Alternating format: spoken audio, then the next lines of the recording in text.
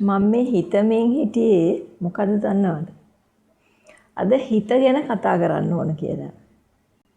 මේ ඉල්ලීමක් තිබුණා අපේ නිම්නගෙනුත්. එක එක වයස්වල ඉන්න අයගේ හිත වැඩ කරන විදිහත් ඒ හිත කොහොමද පාලනය කරගන්නේ ඕනෑම වයසක කෙනෙකුට තමන්ගේ හිත පාලනය කරගෙන කොහොමද තමන් කරන වැඩේට අරමුණු කරන්නේ ફોකස් කරන්නේ කියන දේ ගැන කතා කරන්න කියලා. අපේ නිම්න තමයි කිව්වේ උන්ට. ඉතින් මට හිතුණා ඇත්තට මේක වැදගත් කියලා. මොකද එයා එහෙම කිව්වේ මේ පහුගිය රෙකෝඩින්ග්ස් කීපයක් අපි කරා ඒවා ඔක්කොගේම කතා කරේ ඇඟ හැඩ කර ගැනීම ගැන. ඇඟ අඩු කර ගැනීම, ඇඟ කෙට්ටු කර ගැනීම, හීනි කර ගැනීම ඔය වගේ ඒවා. බර අඩු කර ගැනීම. ඉතින් ශාරීරිකව වගේම ඇත්ත. ඉතින් ඒ නිම්නගේ කතාව හරියටම හරි. ශාරීරිකව අපි හැඩට ලස්සනට කොච්චරක් දුරට හිටියත් මානසිකවත් අපි නිරෝගීව හිටියේ නැති වුණොත් ඒක ඇත්තටම මේ අපේ කාර්යය එච්චර සඵල වෙන්නේ නැහැ. ඒක සාර්ථක කරගන්න ටිකක් අමාරුයි එතකොට. ඒ කියන්නේ අඩයි සාර්ථක වෙන්නේ. මොකද මේ හැම දෙයකම හිතනේ බලපාන්නේ. සිත දැන් ඔය බෞද්ධ දර්ශනය නම් මම දැන් සිත ගැන ගොඩාක්ම කතා කරලා තිනවා. බෞද්ධ දර්ශනය හුඟක් හරි නිවිහැනෙහිල්ල කියවන්න පුළුවන් නම් පුදුම දේවල් තියෙනවා. ඒ කියන්නේ හරි ගැඹුරුයි. සිත සියලු දෙයට මුල් වේ කියලා මේ කියවෙන්නේ. ඒක ඇත්ත කියලා මට හිතෙනවා. ඒ වගේම ඔය හැම කෙනෙක් තුළම කිසියම් අර ඒක සබ්බේ සත්තා උම්මත්තකා කියලා බුදුහාමුදුරුවෝ කිව්වා කියලා සඳහන් වෙනවනේ. ඒතකොට ඒකෙන් කියවෙන්නේ කිසියම් අර උමතු භාවයක් කියන්නේ ඒක අර සාමාන්‍ය ස්වභාවයේ ඉක්මවා ගියපු ස්වභාවයක් හැම කෙනෙක් තුළම තියෙනවා කියන කාරණා. ඉතින් අපිට ඇත්ත කියලා හිතන්න පුළුවන්. මොකද අපි සාමාන්‍ය පුද්ගලයෙක් ගත්තාම ඒ අය එකම විදියට ඉන්නේ නැහනේ ජීවිතේ පුරාම. අපි එක දවසක් ගත්තොත් උදේ ඉඳලා රෑ නිින්දට යනකම් එක පුද්ගලයෙක්ගේ හැසිරීම අපි නිරීක්ෂණය කළොත් ඒ එක පුද්ගලයා කොයිතරම් විවිධ හැසිරීම් පළ කරනවද? එකිනෙකට වෙනස් හැසිරීම් වෙන ඒ කියන්නේ ඒ තමන් මුහුණ දෙන අවස්ථාවල් වලදී විවිධ හැසිරීම් පළ කරනවා. ඒක කෝපය වෙන්න පුළුවන්, ඒක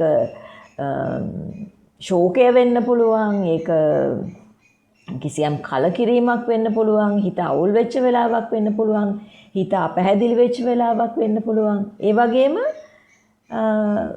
මේ සියලු දේත් එක්ක හරිම පැහැදිලි හිතකින් වැඩ කරන අවස්ථාවක් එන්නත් පුළුවන්. ඒතර මේ හැම එකෙම කියවෙන්නේ සිත තමන්ගේ නැත්නම් පුද්ගලයෙක්ගේ හැසිරීමට, කටයුතු කිරීමට, දියුණුව හෝ පරාජය හෝ කිසියම් ඉදිරි යන ගමනට කෙලින්ම බලපානවා කියලා පැහැදිලි. මටත් හිතෙනවා, මමත් විශ්වාස කරන්නේ ඒක ඇත්තටම ඒක හරි කියලා මට හිතෙන්නේ. මොකද ඒ ගැන අපි අවධානය යොමු කරන්න. එකක් තමයි මානසික සෞඛ්‍ය රැක ගැනීම පිළිබඳව අර මානසික සුවය, මනසේ සුවය, හිත පරිස්සම් කර ගැනීම, හිත ආදරයෙන් බලා ගැනීම, මේ සියලුම කාරණා කියන්නේ හිත පොඩි දරුවෙක් වගේ බලා ගන්න ඕනේ කියලා. තමන්ගේ හිත. සමහරු තමන්ගේ හිතටම තරවටු කරනවා. තමන්ගේ හිතම තලා පෙලා දමනවා. තමන්ටම රිද්දව ගන්නවා. සමහරවිට වෙන කෙනෙක් නිසා මෙහෙම වෙන්නේ. වෙන කෙනෙක් ඉලක්ක කරගෙන තමන්ගේ හිතට රිදුමක් ඇති කරගන්නවා. ඒක ඊටාම අවාසි සහගතයි, නරකයි. සුදුසු නෑ, නුසුදුසුයි.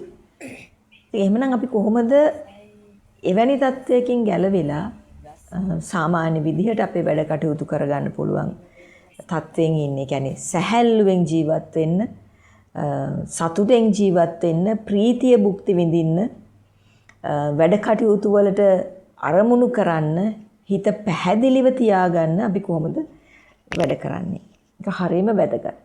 ඒක එකම වයස, ඒ කියන්නේ මේ බාල මහලු වයස මේ කිසිම ભેදයකින් තොරව මේක හරි වැදගත්. ඒ කියන්නේ ජීවිතේ පුරාම මේක පවත්වාගෙන යන්න ඕනේ.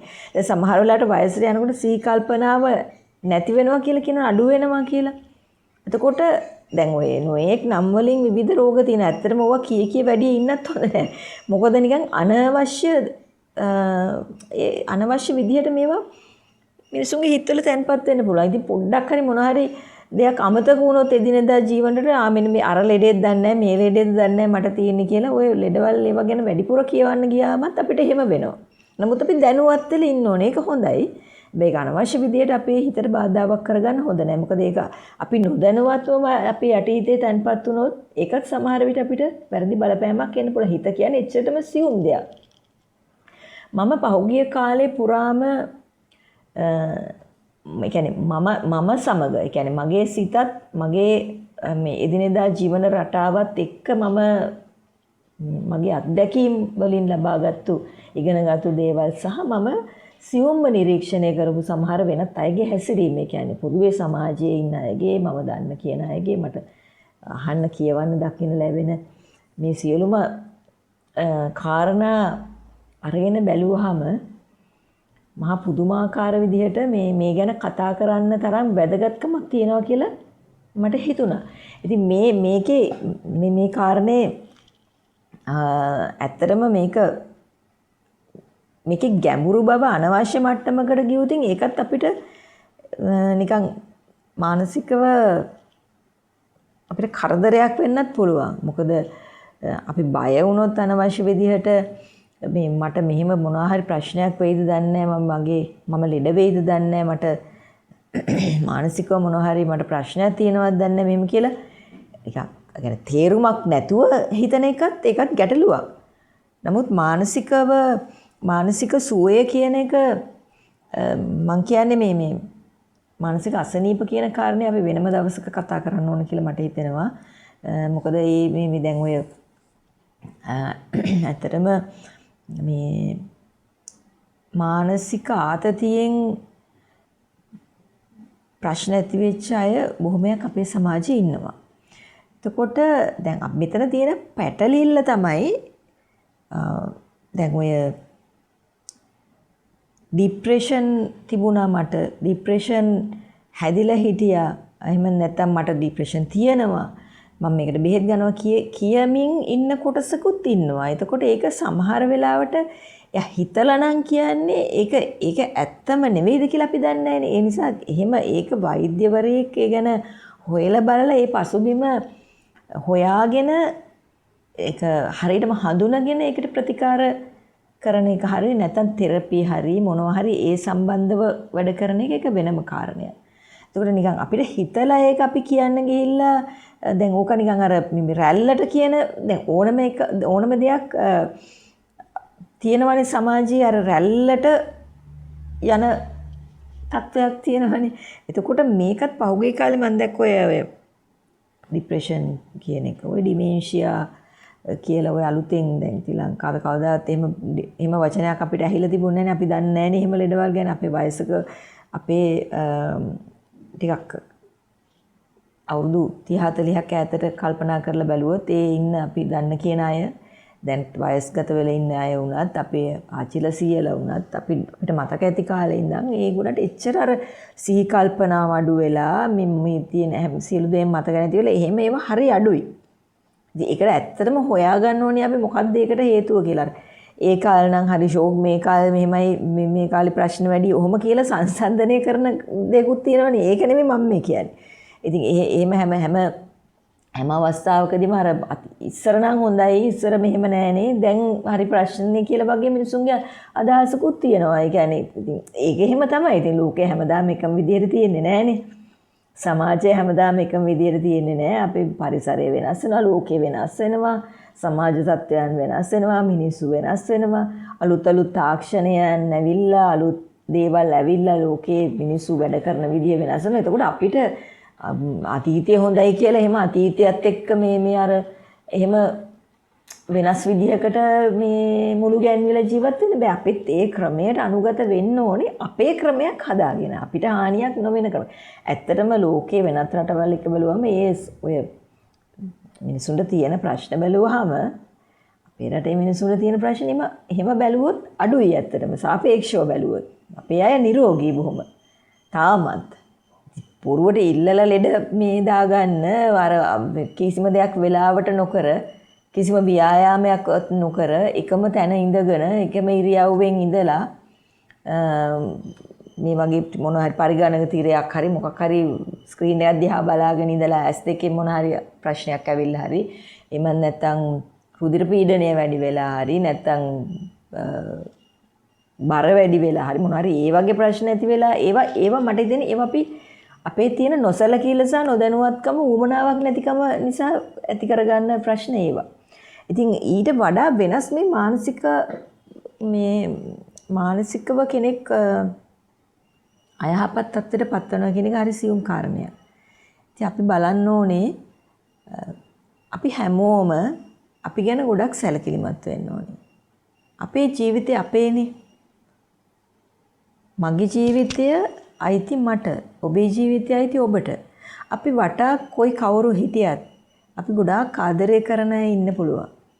අපි අපේ ඇස් දෙක අපි කියනවානේ මට මගේ ඇස් දෙක වගේ මගේ දරුවා එහෙම නැත්නම් මම ආදරය කරන කෙනා මට මගේ ජීවිතයටත් වඩා මම ආදරේ එහෙම අපි එහෙම කියනවා තමයි අපි එහෙම ආදරේ තමයි ආදරේ ඇත්තටම එහෙම ඒක හොඳ දෙයක් වුණත් එතෙන්දී අපිව දෙවනි තැනට දාලා සලකන එක නෙමෙයි එතන තියෙන ඇත්ත කාරණේ. තමන් ගැනත් ඒ විදිහේම ආදරයක් සැලකිල්ලක් දැක්වීම හරිම අවශ්‍යයි. එතකොට ගොඩක් මම දැකලා තියෙන දෙයක් අපේ සමහර අය පුරුදු වෙලා ඉන්නවා අනවශ්‍ය මට්ටමට සමහර දේවල් හිතන්න. සමහර දේවල් තුල ගිලෙන්න. ඒතකොට ඒකෙන් කියවෙන්නේ අර මේ හරි සිහියේ නෑ සමහර වෙලාවට. හරි සිහියේ නෑ කියන්නේ හරි සිහියෙන් වැඩ කරන්න කියලා කියනෝනේ. ඔයා කනවනම් කන්න. ඔයා ෆෝන් එකේ යමක් බලනවා නම් හරි නැත්නම් තමන්ගේ ලැප්ටොප් එකේ මොනවා හරි වැඩක් කරනවා නම් පරිගණකේ වැඩ කරනවා නම් එහෙම නැත්නම් ටීවී බලනවා නම් එහෙනම් ඒ වැඩේ කරන්න. එතකොට ගීතයක් අහනවා නම් ඒ වෙලාවට ඒක අහන්න. සමහර වෙලාවට වෙනත් වැඩ කරනවා අපිට ගීතයක් අහන්නත් පුළුවන්. හැබැයි සමහර වෙලාවට අපි දැන් ගොඩක් වෙලාවට අපි ඉයර්බඩ්ස් පාවිච්චි කරනවා. කනට මේ කන් දෙකම සම්පූර්ණයෙන්ම වැහෙන විදිහට ඉයර්බඩ්ස් පැලඳලා අපි පුරුදු වෙලා ඉන්නවා. නිතරම මේ යම් يعني මොනවා හරි අහන්න සවන් දෙන්න. එතකොට ඒකත් අර ඒ වෙලාවට මම දකින දේ තමයි මට හිතෙන දේ ඒ වෙලාවට සාමාන්‍ය ලෝකයෙන් ගොඩක් අපි ඈත් වෙලා ඉන්නේ. සාමාන්‍ය පරිසරයෙන්. එතකොට ඒක ශාරීරිකව ගත්තොත් කනට පීඩාවක්. එතකොට මේක දිගටම දීර්ඝ කාලීනව කරගෙන යනකොට එකෙන් හොදක් වෙනවා කියලා අපිට කියන්න බෑනේ. මොකද ස්වාභාවිකව හැදිච්ච ශරීරයක් අපිට තියෙන්නේ. එතකොට අපි ඒ කන් දෙක හරියට පරිස්සම් කරගත්තේ නැති වුණොත් ඊට පස්සේ අපිට වෙනත් ගැටලු ගන්නවකට මුහුණ දෙන්න නෑ. ඇස් දෙකත් ඒ වගේ. මම කියන්නේ යන්නේ අපේ හිතත් ඒ වගේ. අපි දීර්ඝ කාලීනව කල්පනා කරලා දුක් වෙලා එකම සිතුවිල්ලේ ගිලිලා ඉඳලා ඒ කියන්නේ හිතට වද දීමෙන් ඒ හිතට එන සිතුවිල්ල අපේ මුළු ශරීරයටම බලපානවා. අපේ පැවැත්මටම බලපානවා. අපේ බැල්මක පවා අපේ මොහොනේ ඉරියව්වක පවා මේ හිතේ තියෙන අවුල මොහොනින් පිළිබිඹු වෙනවා. ඇස් වලින් පිළිබිඹු වෙනවා. ඔබ අහලා තියෙන්නේ ඇස් වලින් සිනා නගනවා කියලා. ඇස් වලින් කතා කරනවා කියලා තියෙනන්නේ. ඇස් කතා කරනවා කියලා සින්දුවක් තියෙනනේ සමිතගේ. සමිතගේද? අසල සින්දුවක් තියෙනවා. ඇස් කතා කරනවා. ඒ ආදර කතා වෙන්නේ නැති. ඇස් කතා කරන්නේ නේ. ඊට පස්සේ තරුණ කාලේ ටිකක් ඉක්මනකොට මේක වෙන්නේ. එහෙම නැත්නම් මානසික අසනීපයක් තියෙනකොටත් මේක ඇස් වලින් පිළිබිඹු වෙනවා. ඒ කියන්නේ හිත කෙලින්ම ඇස් වලින් පිළිබිඹු වෙනවා කියලා මට හිතෙන්නේ. අපි ඉන්න සිතුවිල්ල හොඳ සූක්ෂමව කෙනෙක්ව නිරීක්ෂණය කරන්න පුළුවන් කෙනාට හොයන්න පුළුවන්. සමහරව අහන්නේ අද වාගේ මූඩ් එක හරි නෑ මොනවා හරි හිතමින් නේද ඉන්නේ. අපි නිම්නත් අහනවා මගෙන් සමහරවිට. අම්මා මොකක් හරි දෙයක් හිත නේද ඉන්නේ. එහෙම කියේ. ඒ හොඳයි එහෙම. අනිත් අය ගැන සැලකිල්ලෙන් ඉන්නේ. අනිත් කෙනා දුකෙන්ද ඉන්නේ, කරදරෙන්ද ඉන්නේ. අය මොනවා හරි ප්‍රශ්නයක්ද මොනවා හරි අමාරුවෙන්ද ඉන්නේ. අපට අමාරුද? වට අමාරුද? බඩගිනින්ද? නිදිමතද? එහෙම කියලා සොයා බැලීම හරිම වටිනවා. ඉතින් වෙන පැත්තකට ගියෙත් නෑ. හැබැයි මේකට සම්බන්ධයි. සිත කියන එකට සම්බන්ධයි. සිත පාලනය කරගන්නේ කොහොමද කියන කාරණේටත් මම එනවා. හැබැයි මේ ටික හරිම වැදගත්. සිත පාලනය කරගන්න අපිට හරියටම සිතේ පාලනය අපි අතට ගන්න එපේ. එතකොට එහෙනම් අපි කොහොමද ආගන්තුක සිතක් අපිට පාලනය කරන්න බෑනේ. අපි වෙන කෙනෙකුගේ සිත පාලනය කරන්න නැතුවක් වෙලාවට යනවා. කෙනෙක් අපිට අයිති වුණාම කියලා අපි අයිති කියලා අපි හිතනවා. අපි ආදරය කරනකොට නැත්නම් විවාහයකට ඇතුළත් වුණාම අපි හිතනවා මෙයා දැන් අපිට අයිති. දැන් මට අයිති. දැන් මම තමයි එයාව පාලනය කරන්නේ. අව කොච්චර දුරට පාලනය කරනවද කියතොත් එයාගේ හැසිරීම වැඩ කටයුතු එදිනදා දිනචරියාව සියලුම දේ පාලනය කරාමදිවට සිතත් පාලනය කරනවා. කරන්න පුළුවන් කියලා හිතනවා. බලපෑම් කරනවා. පණිවිඩ යවනවා. එතකොට බැන වදින්න පුළුවන්, තර්ජනය කරන්න පුළුවන්, සැරෙන් කතා කරන්න පුළුවන්, අන දෙන්න පුළුවන්, මේ ඕනෑම දෙයක් කරන්න පුළුවන්. ඒ වගේම අර හීතලට දේවල් කියලත් මිනිසුන්ගේ හිත අවුල් කරන්න පුළුවන්. හීතලට දේවල් කියනවා කියලා කිව්වේ කියන දේ නෙමෙයි, ඒකේ යට තියෙන වෙන දෙයක්. කියන දේ ඇතුලේ තවත් දෙයක් සංගවල කියලාත් අපිට මිනිසුන්ගේ හිතවලට බාධා කරන්න පුළුවන්. මිනිසුන්ගේ හිතවල කියන්නේ හිතේ තියෙන සෞම්‍ය භාවය නැති කරන්න පුළුවන්. ඒක නිකන් නිවිල යනවා වගේ වෙනවා. හිතේ තියෙන සෞම්‍ය භාවය, හිතේ තියෙන සියුම් බව, හිතේ තියෙන ආලෝකවත් බව, හිතේ තියෙන සංයමය, හිතේ තියෙන නිස්කලංක භාවය මේ සියලු දේම තව කෙනෙක්ගේ හැසිරීම නිසා නැති වෙන්න පුළුවන්. ඒ නිසා අන්න ඒ බව ඉතාම හොඳින් අපි හැමදෙනාම මතක තියාගන්න ඕන. මොකද හේතුව දැන් ඔබ හිතලා බලන්න නිස්කලංකව තියෙන තැනකට අපි හිතමුකෝ ජලය පිරීච්ච පොකුණක් කියලා. නිස්කලංකව තියෙන පොකුණකට පොඩි ගල් කැටයක් හරි විසි කරොත් කියලා හිතන්න. ඒ වතුර කැළඹෙනවනේ. සමහරට වතුර යට කොළරොඩු අර රොන් මඩ වගේ තිබ්බොත් කැළඹෙන්න පුළුවන්. එතකොට ඒ කියන්නේ අපිට පතුල රින්දේ පතුල පෙනුනත් ඒ පොකුණේ පතුල ඊට කලින් බලන්න පුළුවන් වුණත් අර වගේ ගල් කැටයක් විසි කරලා කියන්නේ නොහිතන මොහොතක ගලක් විසි කරොත් ඒ දිය පොකුණට ටික වෙලාවක් යනකම් ඒ වතුර කැළතෙනවනේ. ඒ වගේ ඊට සමාන දෙයක් වෙන්නේ බාහිරව අපේ හිතට අපිට කෙනෙක් ප්‍රකාශ කරන දෙයකින් වෙන්න පුළුවන්. අපි මුණ දෙන සිද්ධියකින් හරි මොනවා හරි ප්‍රශ්නයක්, කරදරයක්, සිත් විඳවන දෙයක්, මේ ඕනෑම දෙයක් නිසා ඒ සිතේ තියෙන නිශ්චලභාවය පුදුම විදිහට වෙනස් වෙනවා. කැළඹෙනවා. අන්න එහෙම කැළඹිච්ච වෙලාවට ඔබට පුළුවන්ද ඒ කැළඹුණු සිත සියල්ලටම කලින් අපි හිතමුකෝ ලොකු ප්‍රශ්නයක් ඔන්න දැන් ප්‍රශ්නයක් ඇති වෙලා තියෙන්නේ. මේ ප්‍රශ්නෙට මුහුණ දෙන්න බෑ දැන් කැළඹුණා සිත.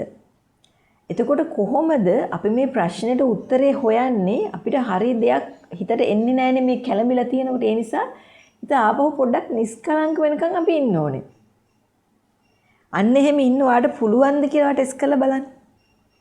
වාගේ හිතේ පාලනේ වාට තියෙනවද කියලා හරියටම දැනගන්න පුළුවන් ඒකෙන්. තරහ ගියපු වෙලාවක අපි කාට හරි කෑ ගහලා බනිනවන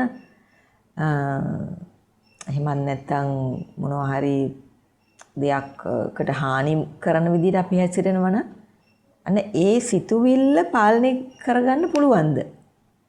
හැබැයි දීර්ඝ කාලීනව එහෙම වඩ කේන්ති යනවනම් දුක හිතනවා ඒක පාලනය කරගෙන ඉඳීමත් හානිකර වෙන්න පුළුවන්. දැන් මට අපේ අර නිම්න මේ අද කතා කරන්න මොනවද කියලා අහලා එයාගේ යෝජනාවක් තිබ්බනේ ඕනම කෙනෙකුට ફોකස් කරන විදිය කියලා දෙන්න කියලා කිව්වා. කියන්නේ ඒක අරමුණකට හිත ගෙනියන්නේ. තාම මං එතෙන්ට ආවේ නැහැ. තාම වටපිටාව ගැන කියමින් ඉන්නේ. දැන් මෙතෙන්දී ඒකට මං එනවා.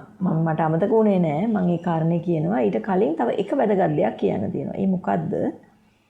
දැන් අපේ හිත එළියෙන් කියන්නේ බාහිරව ඉන්න කෙනෙකුට ලේසියෙන් දැන් අපිට අපි එදිනෙදා වැඩ කටයුතු කරනකොට අපිට විවිධ තලයේ පුද්ගලයෝ හම්බ වෙනවනේ.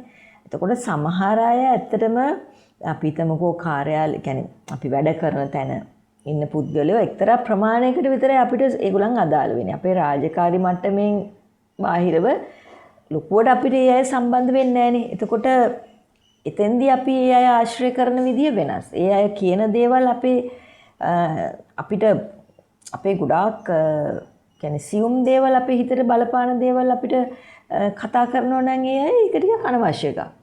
එතකොට ඊළඟට තව එදිනදා ජීවිතේ අපිට විවිධ පුද්ගලයෝ හම්බ වෙනවා. අපිට ගොඩාක්ම සම්බන්ධයත් අපේ ජීවිතය ඇතුලේ ඉන්නවා. ඒ කියන්නේ අපිට සමීපම සර්කල් එකේ කට්ටිය, පවුලේ අය, සමියා හරි බිරිඳ හරි දරුවෝ හරි මව්පියා මේ නෑදෑයෝ මේ අය අතර කෙනෙක් යාළුවෝ මේ වගේ අය.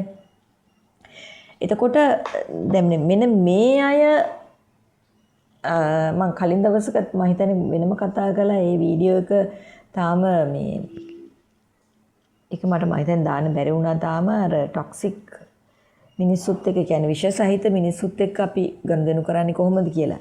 ඒකත් මේකට ඇත්තටම සම්බන්ධයි. දැන් ඉදිරියේදී මට ඉඩ ලැබෙන විදිහට මම ඒ කතා කරපු මට ඉඩ ලැබුණාම මම දිගට සමහර වෙලාවල් වලට කතා කරලා ඒක රෙකෝඩ් කරලා තියෙනවා. ඒ කියන්නේ ඒ සම්බන්ධව යන දිගට යන කතාත් ඒ අතරේ තියෙනවා. එතකොට මේ ඒ ටොක්සික් පීපල්ස් ගැන කතා කරපු එකත් මෙතෙන්ට සම්බන්ධ වෙනවා. දැන් මම මේ කියාගෙන ආවේ ඒ අපේ ජීවිතවලට ගොඩක් කිට්ටුවෙන් ඉන්න අයගේ හැසිරීම් නිසා අපේ අර ඇතුළු සිතට හරියට කලබල, ඒ කියන්නේ හරියට ඩිස්ටර්බ් වෙන්න පුළුවන්. ඒක හරියට කිව්වොත්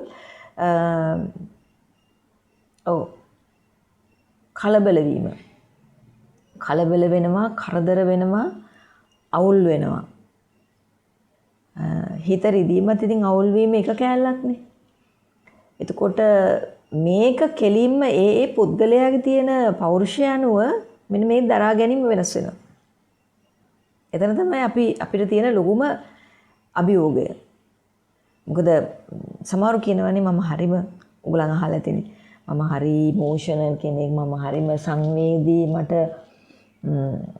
දේවල් දරා ගන්න අමාරුයි, මට කවුරු හරි මොන හරි කිව්වොත් හිත රිදෙනවා, ඇඬෙනවා. මේ මට්ටමේ අයත් ඉන්නවා. ඉතින් ඔබ හිතන්න ඒ වගේ කෙනෙක්ගේ හිතට ඩිස්ටර්බ් කරොත් කවුරු හරි කොච්චර ප්‍රශ්නයකට ඒ මිනිස්සයා මුහුණ දෙනවද? එයාට සාමාන්‍ය දිනචරියාව ගත කරන්න සාමාන්‍ය ස්වභාවයේ තත්වයට එන දවස් කීයක් විතර ගත වෙයිද? ඔයා හිතන්න. මේවා තමයි මිනිස්සු මුහුණ දෙන ප්‍රශ්න. මේවා සමහරු හිතාමතාම කරනවා. එතකොට ඇත්තටම එළියේ ඉන්න කෙනෙකුට ගලව ගන්න බැරි තරම් ප්‍රශ්න වලට යනවා සම්බන්ධතාවයන් වල ඉන්න අය. ඒ කියන්නේ ප්‍රේම සම්බන්ධයක් වෙන්න පුළුවන්, විවාහයක් ඇතුළේ වෙන්න පුළුවන්. අනිත් අයට බාහිර අයට ඒකට එච්චර සම්බන්ධ වෙන්න බෑනේ. සමහර වෙලාවට කියන්නත් බෑනේ මෙහෙම ප්‍රශ්න තියෙනවා කියලා. දන්නෙත් නෑ දෙමව්පියෝවත් සමහර වෙලාවට. තමන්ගේ දරුවෝ වුණත් මේ වගේ ප්‍රශ්න වල මුහුණ දෙන්නලා ඉන්නවා කියලා. එතකොට මේ දෙන්න දෙමහල් අතර මේ ප්‍රශ්නේ තියෙන්නේ. එතකොට ඒක කලමනාකරණය කරගන්න ඕන හරිය සියුම්ව. එකෙන් හිතට කරදරයක් කරගන්න නැතුව, එකෙන් ජීවිතයට කරදරයක් කරගන්න නැතුව, එකෙන් Tamanට ඉන්න දරුවන්ට හරි නැත්තම් තමන්ගේ කිට්ටුවන්තයින්ට ඒගොල්ලන්ගේ ජීවිතත් අවුල් නොවෙන්න බේර ගන්නවා. මේවා අමාරුයි. මේවා සංකීර්ණයි. මේවා සමාජයේ තියෙන ප්‍රශ්න. මේවා අපි කතා කරන්න ඕනේ ප්‍රශ්න. නමුත් මේවා කතා කරන්නේ මොනවද කතා කරන්නේ? මේවා කතා කරනවද කවුරුත් කතා කරන්නේ නැහනේ. අපි දැක්කොත් ඔය මොනවා හරි වැඩකට නැති දෙයක් ගැන අපි ඉවත් ඕනේ ජීවිතේට අපි විහිළු කරගන්නවා, අපි මීම්ස් ෂෙයා කරගන්නවා, අපි නැත්තම් මොනවා හරි පෝස්ට් ෂෙයා කරගන්නවා, අපි සින්දු අහනවා, වීඩියෝස් බලනවා. මේක ඉක්මවා ගිහිල්ලා අපි මේ අපිට සැබෑ ජීවිතේ අපි මුහුණ දෙන ඇත්ත ප්‍රශ්න ටික අපි කොහේ හරි හංගලා තියෙනවා. එහෙම නැත්නම් ඒවා අපි ගණන් ගන්නෑ. ඒවා විසඳ ගන්න අපිට උවමනාවක් නැහැ. ඒවා විසඳ ගන්නේ කොහොමද කියලා ඒ ටෙක්නිකලි ඒවා කරන්න ඕනේ. ඒවට ශිල්පීය ක්‍රම තියෙනවා. නැත්තේ නෑ. ඊට පස්සේ කොහේ හරි මොනවා හරි සිද්ධියක් වුණොත් ඒ වචනේවත් කියන්න මම කැමති නෑ. පහුගිය කාලයක් තිබ්බා ඒ වචන මිනිසුන්ගේ ජීවිත නැති වෙනවා කියන එක මොන හේතුවකින් හරි තමන්ගේ ජීවිතයට හානි කර ගැනීම කියන්නේ කොච්චර නරක, කොච්චර සංකීර්ණ, කොච්චර නුසුදුසු දෙයක්ද? ඒක සමාජයේ පැත්ත පලාතේවත් තියෙන්න හොඳ නැති දෙයක්. ඉතින් ඒ වගේ මොනවා හරි කෙනෙකුට වුණාම මේක විශාල වශයෙන් මිනිස්සු බෙදා හරිනවා. ඒ කියන්නේ මේක ෂෙයා කරනවා. නමුත් ඒකෙන් ඔබ හිතන්න කිසිම හොඳක් වෙන්නේ නැහැ. කිසිම හොඳක් වෙන්නේ නැහැ. නරකක් වෙන්නේ හොයලා බලන්න. මම බොරුද කියන්නේ කියලා හොයලා බලන්න නරකක් වෙන්නේ. ඔබ කියන එක හොඳ සිතුවිල්ලකින් 10 දෙනෙක් ඒ හොඳ වැඩේ කරනවා. ඔබ එක කරන හොඳ ක්‍රියාවකින් 10 දෙනෙක් ඒක කරත් ඇතිනේ. අපි කියනවා මේවා කොපි කරනවා, මේවා අනුකරණය කරනවා, ඔන්න ඒකත් කරලා මේකත් කළා කමන්නේ. හොඳ දේවල් කවුරු කරත් කමක් නැහැ. බලාගෙන ඉඳලා කරාට හොඳ දේවල්, සමාජයට හොඳක් වෙන දේවල්, අපේ රටට හොඳක් වෙන දේවල්, අපේ හිත සතුටු වෙන දේවල්, මිනිස්සු ආදරවන්ත මිනිස්සු, මිනිස්සු කරුණාවන්ත මිනිස්සු, කාරුණික මිනිස්සු, හොඳ සමාජයක් බිහි කරන්න පුළුවන් හැකියාව ගොඩනගන දේවල් ෂෙයා කරාට කමක් නැහැ. අපි ඒවා බෙදා ගන්න පුළුවන් තරම් දැකලා මිනිස්සු කරාට කමක් නැහැ. කවුරුවත් තරහ වෙන්න හොඳ නැහැ. ඒක තව කෙනෙක් කරලානේ, මෙයත් කරලානේ, ඒක යත් කරලානේ, කමක් නැහැ හොඳ දෙයක් කරාට. හොඳයිනේ. හැබැයි ඔබ හිතන්න ඊට වඩා 10 ගුණයක වේගෙන් ඔබ නරක දෙයක් කියන්න, ඔබ සමාජයට හානි කර දෙයක් ෂෙයා කරන්න, ඒක ෂෙයා වෙනවා වේගෙන්. හොඳට බලන්න. දැන් අපි සමාජ මාධ්‍යනේ මේ කතා කරන්නේ. සමාජ මාධ්‍යයේ නරකද ඔය? නරක නිසාද? නෑ. සමාජ මාධ්‍යයේ අපි හැසිරෙන විදිය නිසා වෙන දෙයක් ඒක. සමාජ මාධ්‍ය නරක නෑ. රූපවාහිනී මාධ්‍ය නරකත් නෑ. මොනම මාධ්‍යයක්වත් නරක නෑ. අපි ඒවා ඉස්සරහට ගෙනියන විදිය, අපි ඒවාට කන්ටෙන්ට් දාන විදිහේ වැරදක් මේ ප්‍රශ්නයක් තියෙන්නේ. ඔබ එක එක යුගයන් කල්පනා කරලා බලන්න. අපේ රටේ හැම කාලෙම අර කියන්නේ කොළරොඩු ගොමරිටි උඩමතු වෙනවා කියලා කියනවා. ඒ කියන්නේ ඒකෙන් මොකද්ද කියන්නේ? ඒක පැරණි කියමන. අර සාමාන්‍යයෙන් වතුර පාරක් ගහගෙන එනකොට ඒකේ උඩම පාවෙලා යන්නේ කොළරොඩු ගොමරිටි කියලා කියනවා. ඒ කියන්නේ මේ නිකන් වැඩකට නැති දේවල් ටිකක් එන්නේ. පාවෙලා එන්නේ. ඉතින් ඒක රැල්ලක් වගේ. ඉතින් ඒවට අපි කලබල වෙන්න ඕනේ නැහැ. හැබැයි අපි දැනුවත් වෙන්න ඕනේ කවුරු හරි කෙනෙක් යමක් බෙදා ගන්නා පමණින් කියන්නේ ෂෙයා කරනවා කියන්නේ අපි සාමාන්‍ය වචනේ. ඉතින් ඔක කිව්වට ප්‍රශ්නයක් නැහැනේ.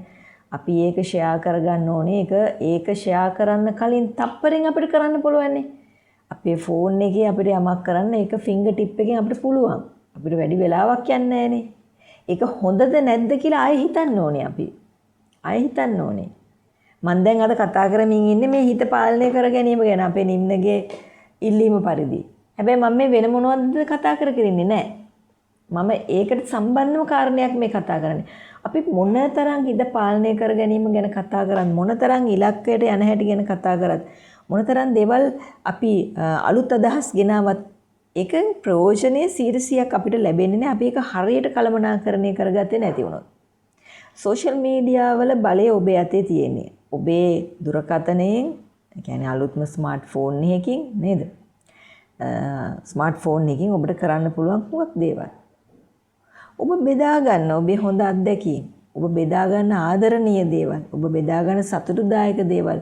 ඔබ ඒ කරන හැම වෙලාවකම කල්පනා කරන්න මම මේ කරන දෙයින් කී දෙනෙකුට හොඳක් වේද? කී දෙනෙකුට නරකක් වේද? මේ එක්කෙනෙකුට හරි නරකක් වෙනවා නම් ඒක කරන්න එපා කියලා මට ඉතින් කියන්න බෑ. හැබැයි මම කියනවා එහෙම. ඔබට එපා කියලා කියන්න මට බෑනේ. මේක කරන්න එපා කියලා එහෙම කියන්න බෑ. හැබැයි මට ඉල්ලීමක් කරන්න පුළුවන්. අනේ එහෙම කරන්න එපා. නරක දේවල් කාටවත් එක්කෙනෙකුට හරි නරකක් වෙනවා නම් අනේ එහෙම කරන්න එපා කියලා මට ඔබෙන් ඉල්ලන්න පුළුවන් ආදරේ. පුළුවන්? මට පුළුවන්. මම ඒක කරනවා දැන්. කරන්න හදන හැම දෙයකින්ම, දාන්න හදන හැම පෝස්ට් එකකින්ම, ෂෙයා කරන්න හදන හැම පෝස්ට් එකකින්ම නැත්නම් වීඩියෝ එකකින්ම කල්පනා කරන්න මේකෙන් වෙන්න පුළුවන් හානිය හෝ ලාභය මොකක්ද කියලා. අන්න එතකොට අපි හරි ට්‍රැක් එකට වැටෙනවා.